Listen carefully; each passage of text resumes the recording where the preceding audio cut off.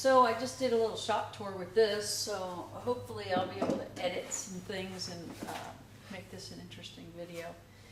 But just a little introduction to myself. I've been flying since the early 70s. I was just a child, but many of you see me, I don't know, might have seen my profile in sport aviation. I started flying bush flying back in about the mid-80s. There was a need for some 206 work for the wildlife and fisheries people in Louisiana and Mississippi, and I was stationed in Gulfport, Mississippi. So, or flying out of Gulfport, Mississippi. My first husband was a Air Force pilot, and we were in Biloxi. So,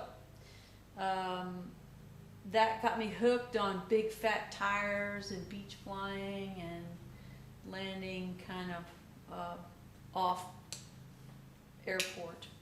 So I got into tail draggers and off airport flying in the mid 80s, and then did a lot of work just flying for the commuters for most of the 90s and into 2000. I started getting back up into flying light aircraft again.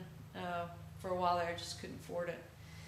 And started with a Champ, had a Champ for a while, was hanging out with some friends, and decided I was tired of certified aircraft and went looking for a project aircraft. Ended up running into some folks that were running the Sting Sport, light sport aviation. And they kind of drew me in. It was a pretty cool airplane, very high tech, slick little carbon fiber clip wing. Early on light sport. So 411 Lima Sierra was the first light sport aircraft imported and brought to Oshkosh, and that would have been in 05. And so in 05 I was flying at Oshkosh demoing airplanes for Sport Air USA out of Little Rock, Arkansas. And I had Central Florida Sport Air, which was selling the light sport aircraft known as the Sting Sport TL 2000 Ultralight. So it was one of the first ones. It kind of looked a little bit like a Cirrus. So nose gear airplane, everybody sort of assumed that was what I wanted to be selling. But at that time I started running into people like Randy Schlitter and Troy Woodland at the shows and picking their brain about their kit planes. And initially I decided to go with the Just Aircraft Highlander because it was so unique, and it had giant tail feathers that just really attracted me. I knew that it would be a very maneuverable airplane, and I wasn't wrong about that. Also, the undercamber wing was something I found to be a challenging airfoil to fly. It's more like a switchblade instead of a butter knife. So it is a different feel for sure. But roll rate and pitch, and ride in the cross country mode. I love a Highlander, especially when it comes to messing around. But you don't really need to land any shorter than anything that's getting you in and out under 300 feet is plenty. And I can't afford a Carbon Cub. There's no way, even though I own that beautiful 180 out there. That beautiful 180 will probably be sold about at the same time this Rands gets done, and that'll help me to get to the point where I might be able to retire someday. So the next project is Rands S7. It's a 1998 S7 with some upgrades and mods. I guess this whole thing is more about me, you guys figuring out what kind of a builder I am and where I came from. So my dad was a Piper dealer, grew up in FBOs, and my dad had flight school and FBOs and all that sort of thing. maintenance, and so I tended to hang out with the maintenance department. I found out that when you were in the office and underfoot, you ended up with a lot of crappy jobs. So if I went out to the maintenance hangar and hid out with those guys, typically they didn't give me very difficult jobs, and I enjoyed it very much. I learned a lot.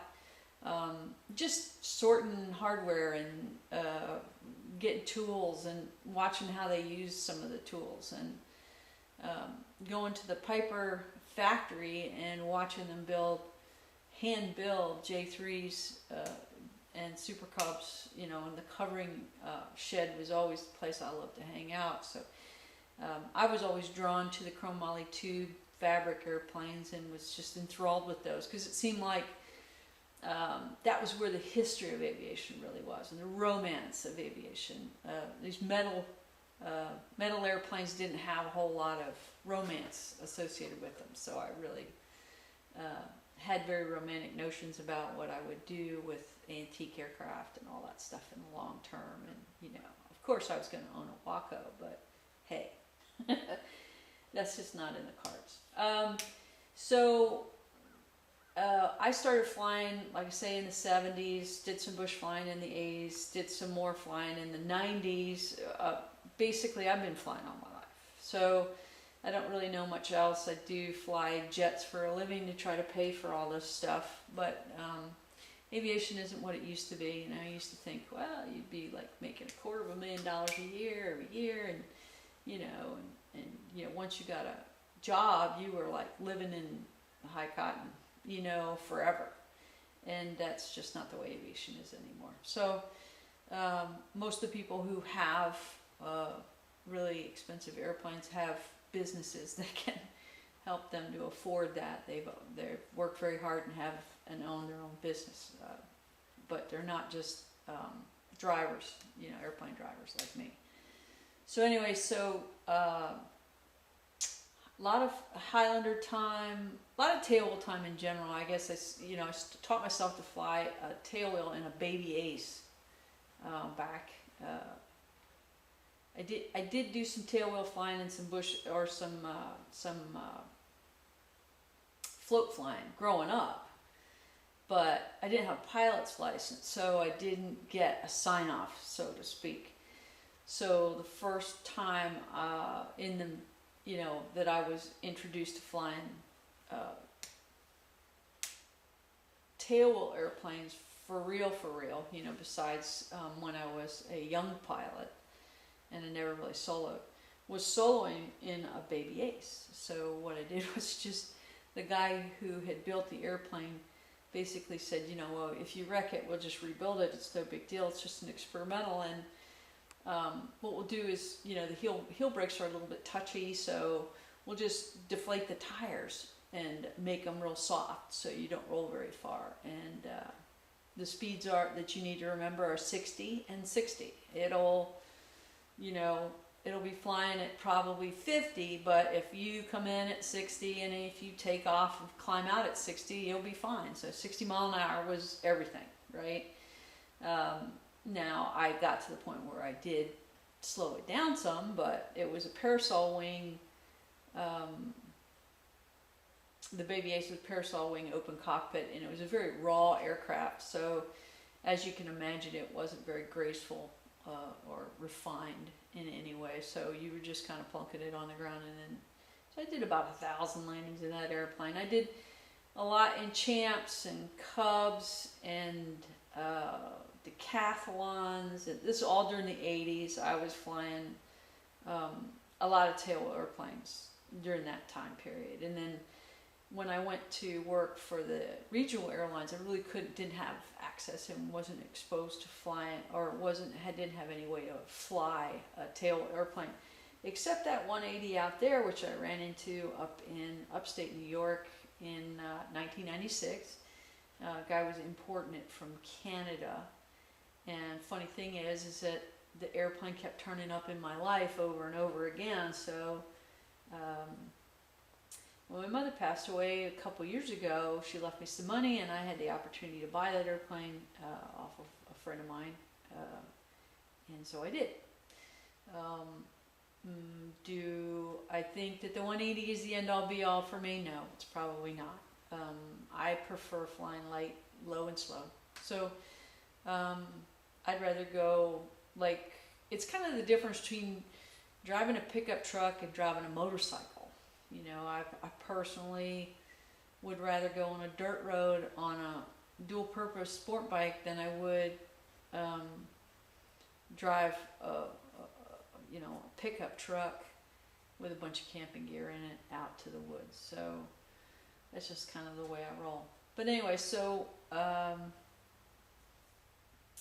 I got about 19,000 plus hours now, and I've been looking forward to maybe retiring at some point. Finally did move out of the fifth wheel that was behind the hangar, and we built a house here on the Lazy S. So I'm in North Florida, just outside Gainesville, a little grass field, 7FL7, and hopefully this video,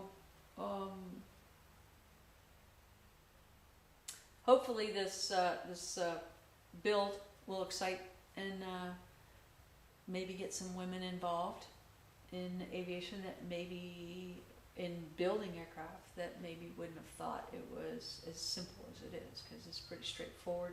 It's mostly about organization and using good materials and a few sets, few skill sets, or a few